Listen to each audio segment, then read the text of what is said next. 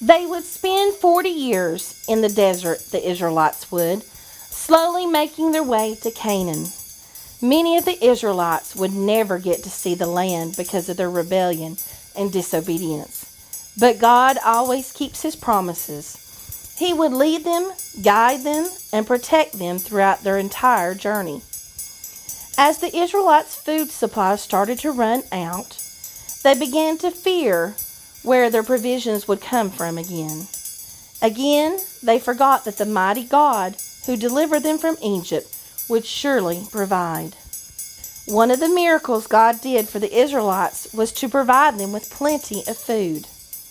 This was no ordinary food. This food came from the sky, floating down every morning like heavenly snow. It tasted like sweet crackers and was called manna. Every single morning, each Israelite knew that he could go out and gather just enough food for the day. Manna was tasty. Yum. But the people really hungered for meat. So God sent them quail, which is kind of like a small chicken. A huge flock of these birds swooped into the Israelite camp, and the people started grabbing them. There was so much food that everyone had buckets of quail to himself. Many of the people were so greedy that they became sick from eating too much quail. Ugh. Water was another problem. With so many people, not to mention all their animals, they needed water to survive.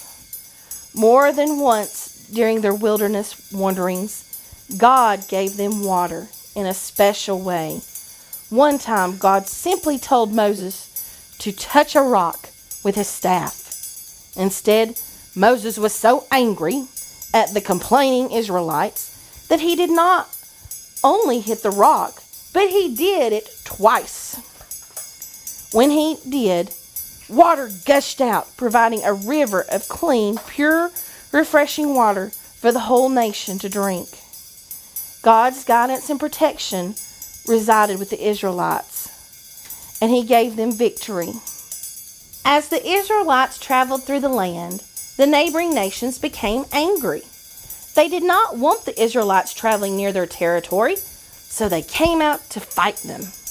On one occasion, Moses saw that when he had his arm raised, the Israelites started winning. But when he lowered his arm, the enemy gained control. Therefore, with the help of 2 other men, Moses kept both his arms raised until Israel won the victory. Traveling this long through the wilderness brought a lot of problems.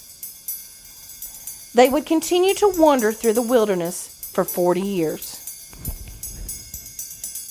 Today's memory verse is Psalms 119:10. With my whole heart I seek you. Let me not wander from your commandments.